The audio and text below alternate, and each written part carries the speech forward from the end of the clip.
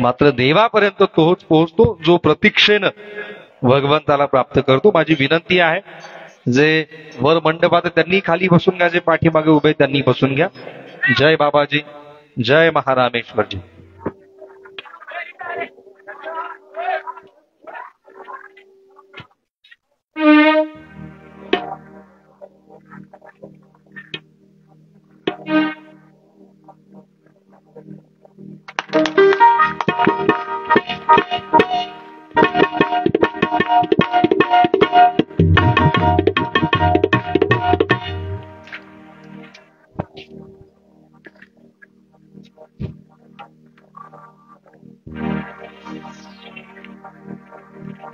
मृत्युंजयाय रुद्राय नीलकंठाय शंभवे अमृतेशाय शर्वाय महादेवाय ते नमः.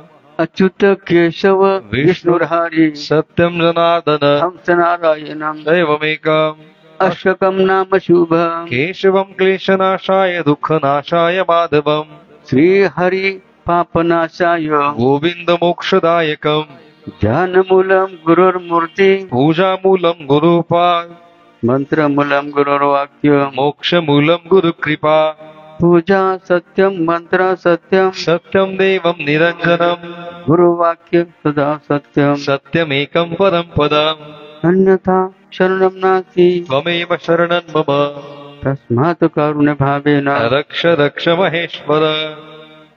वसुदेव सुतं देवं कंसचाणूरमर्दनम् देवकी परमानन्दं श्रीकृष्णं वन्दे जगद्गुरु. मुखं करोति वाचालं पङ्गुं लङ्घयते गिरिम् यत्कृपातमं वन्दे परमानन्दं माधवम् नारायणं नमस्कृत्यं नरश्चैव नरोत्तमम् देवी सरस्वती व्यासं तथो जैवमुदीरयेत्. मनोजैवं मारुततुल्यवेगं जितेन्द्रियं बुद्धिमतां वरिष्ठम् आत्मजं वानरयूतमख्यं श्रीरामदूतं शरणं प्रपद्ये. आयोगपीठे जटे भीमरक्षा वरं पुण्डरीकाय दातुं मुनीन्द्रे तिष्ठन्तमानन्दकन्दं परब्रह्मलिङ्गं भजे पाण्डुरङ्गम्. नमो देवै महादेवै शिवाय सततं नमः. नमः प्रकृतिभद्राय नियतां प्रणतास्मताम् गुरु ब्रह्मा गुरु विष्णु गुरुर्देवो महेश्वरा गुरु साक्षात् परब्रह्म तस्मै श्री गुरुवे नमः.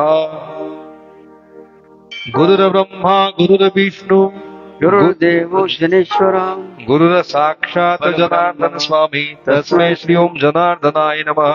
तस्मै श्री ओं शान्तिगिरिय नमो नमः. ओम जनार्दनाय नमः. ओम जनार्दनाय नमः. ओम महारामेश्वराय नमः. ओम महारामेश्वराय नमः. ओम जनार्दनाय नमः. ओम जनार्दनाय नमः. ओम महारामेश्वराय नमः. ओम महारामेश्वराय नमः. ओम जनार्दनाय नमः. जरा जोरदार टाळी. ओम जनार्दनाय नमः. मॉनिटर कमी कर. ओम महारामेश्वराय नमः. ओम जनार्दनाय नमः.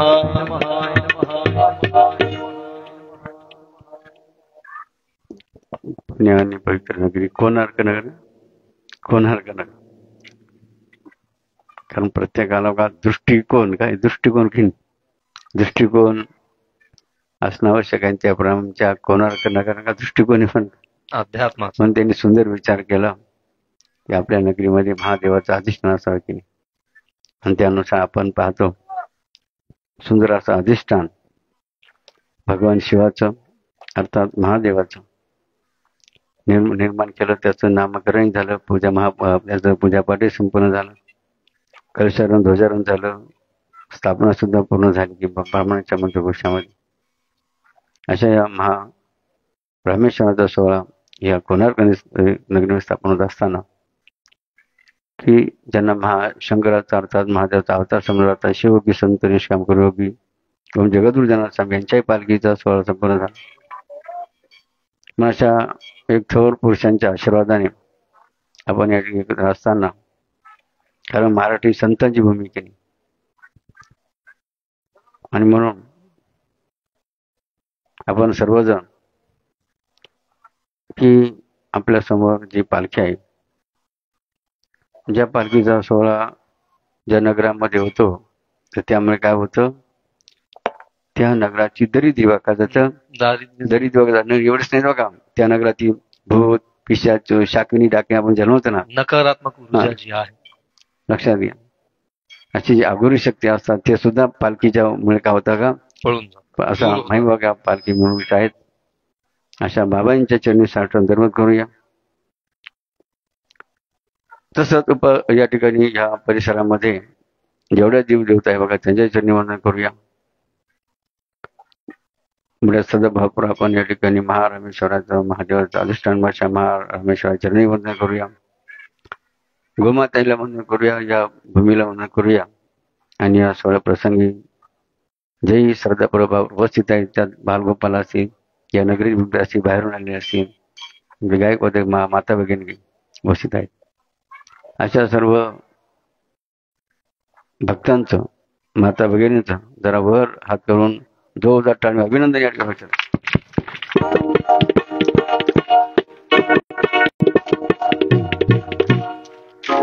आता मंदिर बांधायचं म्हणजे काही ते सहज होत नाही, लक्षात घ्या. बरोबर. अनेक अडी अडचणा त्या तोंड द्यावं लागतं. आणि म्हणजे बांधताना ज्यांनी आपण म्हणतो तन, तन म्हणजे या शरीराने सेवा केल्या, श्रवण केल्या असतील, मनाने विचार केला असेल, लोकांना आपण सांगितलं असं देणगी द्यावा, स्वतः दिली असेल, असं मन. आणि धन, ज्यांनी या मंदिरासाठी, धन म्हणजे पैसे, त्याला पण म्हणतो देणगी, निधी, ज्यांनी ज्यांनी अर्पण केला. आणि आपल्या सर्वांना या ठिकाणी दर्शन कशाच घडवलं, या सर्वांच्या तन मन धना सेवेच्या माध्यमातून महाराज दर्शन घडवलं. अशा सर्व बघा पुण्यवान भाग्यवंतांचं बरं जरा जोरदार टाळ्या विनंती या ठिकाणी वर्ष.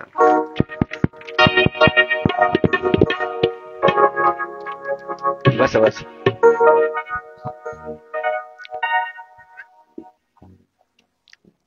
बघा बाबाजी एकाच वाक्यात बघा भगवान शिवाचा महिमा सांगायचा बरं. काय सांगायचे, ज्याने शिवभक्ती नाही केली त्याची माय व्यर्थ श्रमली. पुन्हा काय म्हटलेलं आहे, ज्याने शिवभक्ती नाही केली त्याची माय व्यर्थ श्रमली. मग किती महत्व बघा या शिवभक्तीचं ऐकेल. आणि त्या अनुषंगाने बाबाजी सुंदर आहे का उदाहरण दिलं. म्हणजे एक छोटासा प्रसंग आता कथा सांगितली कथा तू सर्वांना ऐकायला येते ना, पण समजतं ना काय बाबा बोलत. लक्ष द्या. प्रथमतः आपण ज्या महादेवाचा अधिष्ठान मन सर्व हात करा, त्या महादेवाचाही जे जे करा या ठिकाणी. महारामेश्वर भगवान की जय.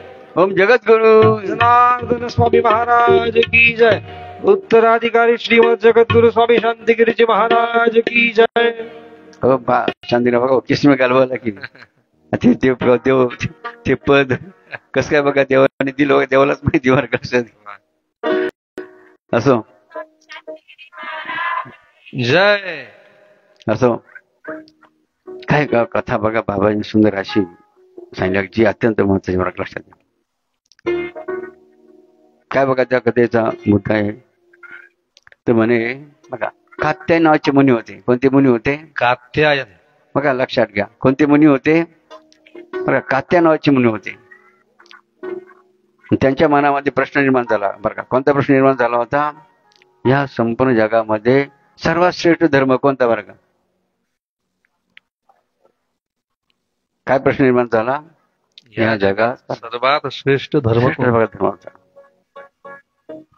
म्हणून त्यांनी काय केलं बरं का, या प्रश्नाचं उत्तर शोधण्यासाठी बरं का.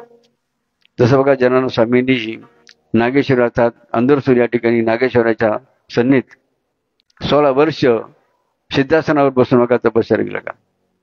त्याप्रमाणे त्या कात्यायन मुनीने काय केलं, 100 वर्ष बरं का. किती वर्ष? 100 वर्ष. त्यावेळेला लाखो आयुष्य होतं माणसाला बरं त्यावेळेला. 100 वर्ष. आणि ती तपश्चर्या कशी केली? पायाच्या एका अंगठ्यावर. आपल्याला नीट लोक बघा नीट मांडी घालून जास्त बसता येत नाही. त्यांनी तपश्चर्या कशावर केली? पायाच्या एका अंगठ्यावर. ती किती वर्ष? एक नाही, 50 नाही, किती? 100 वर्ष का तपश्चर्या कशात. आणि तपश्चर्याचं काय फळ सांगलेलं आहे? तपेविने दैवत दिल्या विने प्राप्त गुजे विने तर कोण सांगे.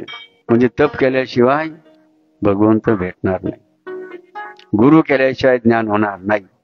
ऐकलं? आणि सगळ्यांनी काय सांगितलं? दिल्याशिवाय मिळणार बरं का. मग आपण देशील तेव्हा घेशील. जसं जमिनीमध्ये आपण जर पेरणी केली तर ती भूमाता आपल्याला असंख्य पटीने देते भाषाला. अशा रीतीने तपश्चर्या किती वर्ष झाली? 100 वर्ष. तरी सुद्धा बरं का देव आले नाही. तर काय केलं? भगवंताने आकाशवाणीमधून सांगितलं. त्या कात्यायन म्हणा काय सांगितलं आकाशवाणीमधून? एक कात्यायन मुने म्हणे आपल्या शंकेचे निरसन करण्यासाठी सारस्वत नदी, सारस्वत मुनी म्हणे. आणि ते कुठे राहतात? सरस्वती नदीच्या काठावर राहतात. अशा सरस्वती नदी कुठे माहिती आहे का? सरस्वती नदी बद्रीधाम, बद्रिकांचा आश्रम आहे ना, त्याच्या पुढे माना नावाचं गाव आहे. चीनची बॉर्डर लागते त्या पुढे माना. बघा सरस्वती नदी, बघा ती नदी आहे. ज्या नदीच्या काठावर व्यास महर्षींनी गणपती बाप्पाने कल्याण सांगितलं, पुराण सांगितलं. बघा असं स्थान आहे. काय सांगितलं म्हणे? हे कात्यायन म्हणे आपल्या शंकेचे निरसन होण्यासाठी पुढे जा म्हणे. कुठे जा? सरस्वती नदीच्या काठामध्ये आपलं सारस्वत मुनी म्हणे त्यांच्याकडे जा. आणि त्या आदेशानुसार कात्यायन मुनी कुठे गेले? मग सारस्वत मुनीकडे गेले. बरं का. सारस्वत मुनीकडे गेल्यानंतर त्यांचं आदरातिथ्य स्वागत वगैरे झालं, पूजन वगैरे झालं. बरं का. दक्षिणा सुद्धा दिली. आणि मग प्रश्न विचारला. बघा काय प्रश्न विचारला? म्हणे सारस्वत म्हणे मला भगवंताने आपल्याकडे पाठवलं म्हणे. कशासाठी पाठवलं म्हणे? तर बघा त्यावेळेला कात्यायन मुनी सांगितलं सारस्वत म्हणे बघा म्हणे की माझा प्रश्न असा आहे म्हणे. काय प्रश्न आहेत? या जगात सर्वात श्रेष्ठ धर्म कोणता? काय प्रश्न आहे? या जगात सर्वात श्रेष्ठ धर्म कोणता? असा प्रश्न आहे. बघा मग त्यावेळेला बघा त्या सारस्वतीने काय उत्तर दिलं जे अत्यंत महत्वाचं लक्षात घ्या. कात्यायनाच्या मुनींना सारस्वती उत्तर येत आहे. काय उत्तर येत आहे म्हणे? कात्यायन म्हणे माझ्या मातेने मला जो उपदेश केला ना म्हणे. बरं का काय म्हणतात सारस्वत मुनी? माझ्या मातेने मला जो उपदेश केला म्हणे तो मीला सांगतो, तो मी आपल्याला सांगतो. बरं काय उपदेश केला म्हणे माझ्या मातेने मला? म्हणे भगवान धर्माचं नाव ऋषभ आहे. काय? भगवान धर्माचं नाव काय? ऋषभ म्हणजे नंदी. आपण त्याला नंदी म्हणतो, नंदिकेश्वर. म्हणजे भगवान धर्माचं नाव ऋषभ आहे. ऋषभ कोणाचं वाहन आहे? ऋषभ कोणाचं वाहन आहे? शिवजींचं. हा भगवान रामेश्वर वाहन नंदिकेश्वराचा ऋषभ आहेत. अशा ऋषभावर कोण बसतं? महारामेश्वर महादेव. बघा महादेव बघा भगवान आरूढ होतात. अशा भगवान शिवाची पूजा भक्ती करणं हा श्रेष्ठ धर्म. बघा काय सांगितलं धर्म? हिंदू ख्रिश्चन असं का इस्लाम सांगितलं नाही. त्याने कोण धर्म सांगितला? नंदिकेश्वरावर जे आमचे महादेव, जे आपले महादेव बघा आरूढ झालेत, बसलेले आहेत, अशा महादेवाची पूजा भक्ती करणं हा श्रेष्ठ लक्षात घ्या. श्रेष्ठ. आणि म्हणून आपण किती बघा भाग्यवान आहे की दररोज तुम्हाला काय मिळणार आहे? आता पूजा करायच्या महिलांना तुम्हाला सर्वांना संधी की नाही. आता महाशिवरात्र सुद्धा आले की चांगलं पूर्वकाळ सुद्धा तुमच्या बघा भाग्याने आलेलं की. आणि भगवंताला काय आवडतं? माझ्या भोळ्या शंकरा, माझ्या भोळ्या शंकरा आवड तुला बेलाच्या पानाची. माझ्या भोळ्या शंकरा आवड तुला बेलाच्या पानाची. माझ्या भोळ्या शंकरा आवड तुला बेलाच्या पानाची. माझ्या भोळ्या. आपली वेळ संपत आली. वेळेचा कळत झाला आणि आपल्या मंदिराचा कळत झाला की कोणा की दोन्हीची गरज होऊन गेली. आणि म्हणून या ठिकाणी आपण बघा आता जवळजवळ 7 वाजायला थोडी मिनिटं 10 मिनिटं म्हणून आपण या ठिकाणी बघा लक्षात घ्या सर्वांनी, सर्व भाई भक्त माता भगिनी, जसं दगडामध्ये देवत्व कोण निर्माण केलं? ब्राह्मणाने केलं. संस्कार केले. दगडावर संस्कार केले कोणी? ब्राह्मणाने. तर दगडाचा काय बनला? देव. काय बनला? लक्षात घ्या. संस्कार केल्याने दगडाचा काय बनू शकतो? देव. आपण काय करतो? अभिषेक करतो, पूजा करतो. लक्षात नवी दाखव. लक्षात घ्या. काय बघा सामर्थ्य आहे की नाही? मग बाबांचा मुद्दा आहे बघा. कोणार्क नगर करावं. जर दगडावर संस्कार जर झाले तर दगडाचं काय बनू शकतो? देव. नाही.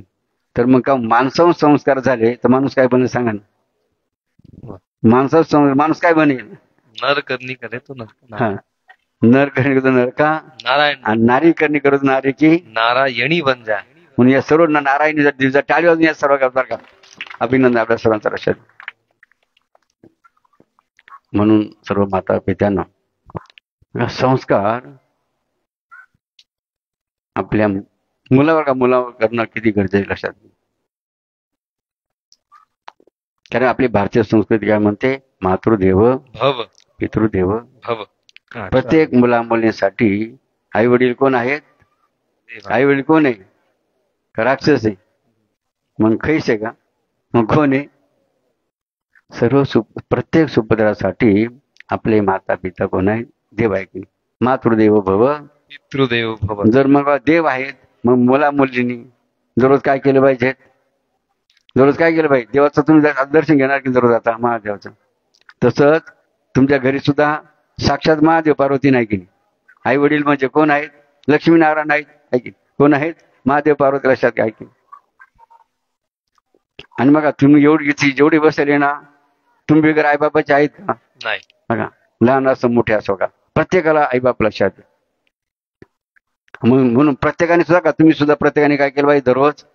दररोज काय करायचं? आई वडिलांचं दर्शन घेतलं. मात्र का घ्यायचं?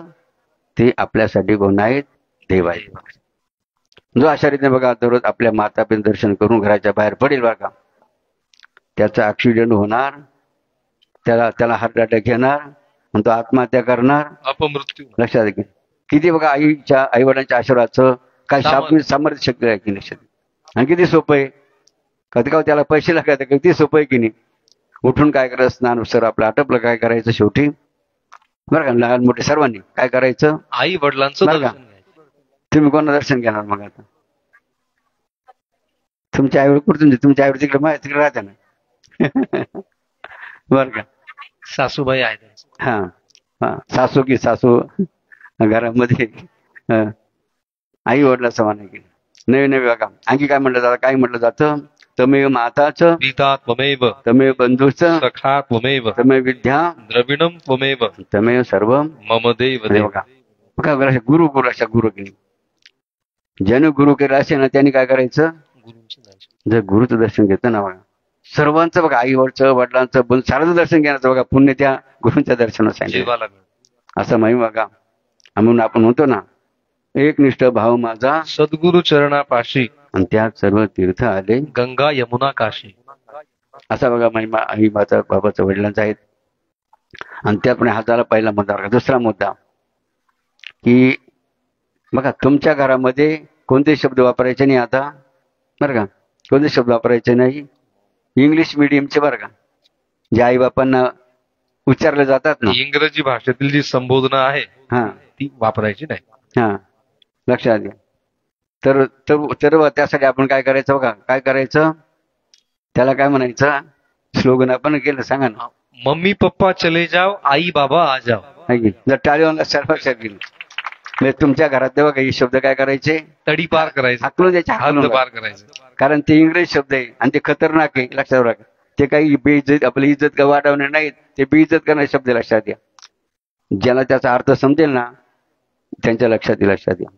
म्हणून ही असे खतरनाक डेंजर शब्द आपल्या घरामध्ये राहता कामा नयेत. यांना काय करायचे आपण? जसं नाही का की आपण इंग्रजांना आपण काढून दिलं भारतामधून आहे की तसं या शब्दांना सुद्धा आपण काय केलं पाहिजे? तर खऱ्या अर्थाने भारतीय आपण लक्षात द्या की. आणि म्हणून आपल्याला स्वाभिमान असला पाहिजे की आपल्या देशाचा धर्माचा केला लक्षात. आणि त्या अनुषंगाने बाबांना आज आनंद वाटला बरं का. सुंदर सोहळा आपल्या सर्वांनी. हे इथं बरेच मंडळी बसले की कोणी या पुढाकार कोण घेतला होता? सागर भाऊ. कोणी पुढाकार कोण घेतला होता? कोण इथलं मेन? यांचं नाव काय? समाधान लबडे. समाधान का? नाव समाधान वगैरे जरा टाळी वाजून समाधान. बरोबर. बरोबर. वा वा आपण लबडे खाऊ, लबडे म्हणजे लपून नाही राहते ते. वा वा वा. बरं का? लवडे.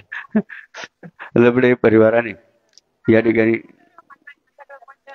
हा तेच ना. मग जसं गोवर्धन पर्वत उच्चारायला लागेल भगवान सर्वांनी बघा गाठायला लागेल, तसं याही कोणाला का सर्वांनी बघा फुलं फुलाची बागून सेवा केली आणि दर्शन या रामेश्वर घडवलं. म्हणून पुन्हा सेवा ज्यांनी ज्यांनी देणगी दिली असेल किंवा श्रम घेतले असेल किंवा विचार केला असेल की निदान अशा सर्वांचं पुन्हा टाळी वाजून अभिनंदन.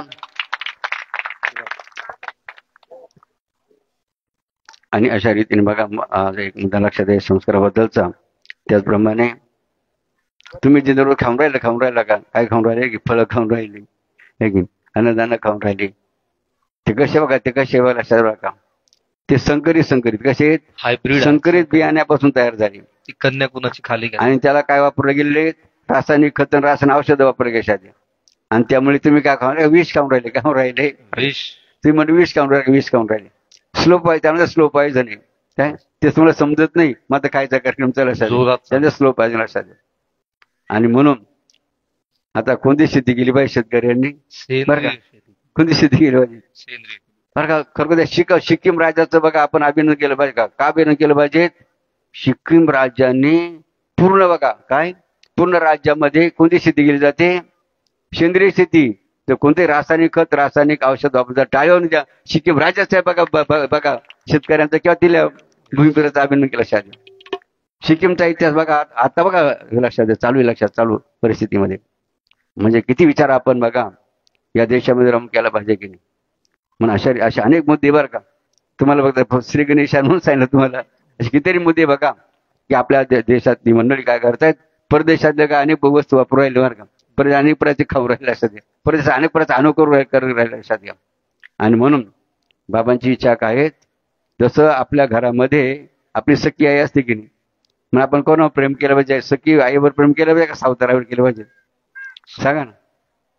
आपल्या सख्यावरचं प्रेम लक्षात आहे आणि सावतारावर प्रेम करता का म्हणे की त्यात मात्र आता परिस्थिती काय झाली मग दुसऱ्या देशातल्या वस्तू वापरणं किंवा शब्द वापरणं ही कोणती हे कसं आहे सावताराई प्रेम त्यासारखं आहे की नाही. आणि म्हणून स्वाभिमान पद असला पाहिजे आपल्या देशातले शब्द आपल्या देशातले कपडे बघा आपल्या देशातले की नाही तर आपल्या आजकाल पोरी पाहिल्या ना कोणते पेंडी घालायला लागल्या की नाही. पोरी समजतच नाही असा इक्वल कार्यक्रम झाला की फॅशन म्हणजे फॅशन आहे की फॅशन बघा फॅशनच्या मागे सारा कार्यक्रम बिघडला. किती कार्यक्रम लक्षात फॅशनच्या आधी बरं का. फॅशनने कसं नुकसान बघा फॅशनने कसं नुकसान होतं आहे का बरं का. काय बघा संस्कार कसे बिघडतात बघा लक्षात. फॅशनच्या आहारी गेल्यामुळे कसे संस्कार बिघडले जातात.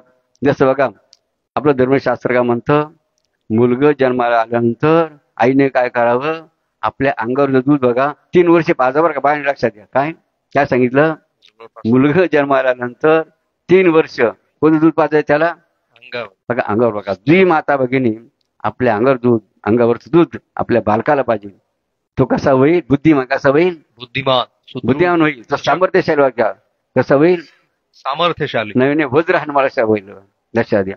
मात्र आजकाल काय फॅशन आहे का फॅशन काय नाही माहिती आहे का.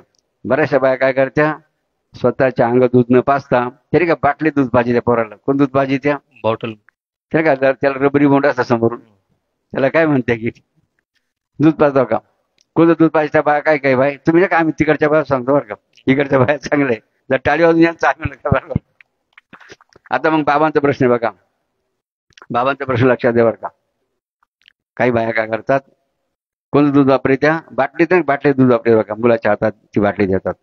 मग बाबांचा प्रश्न आहे बरं का लहानपणी बायानं ऐका का लहानपणीच मुलाच्या हातात बाटली कोणी दिली आईने दिली कोणी दिली आईने दिली. पहिला प्रश्न. दुसरा प्रश्न बघा मग सांगा त्या मुलाला कोणी वाढवलं आईनं का बाटलीनं? उत्तर काय हा बाटलीने वाढवलं. मग सांगा त्या मुलाला जर भूक लागली तर ते मुलं कोणाची वाट पाहिली आईच्या का बाटलीची? मग त्याचं प्रेम आई का बाटलीवर? मग त्याचं प्रेम एवढं लहानपणी बाटलीवर जडतं मोठ्यापणी सोडायला काय तयार होत नाही. ओम जनार्दनाय नमः ओम जनार्दनाय नमः ओम जनार्दनाय नमः. सुकर्ता दुखर्ता भरता विघ्नाची पूर्वी प्रेम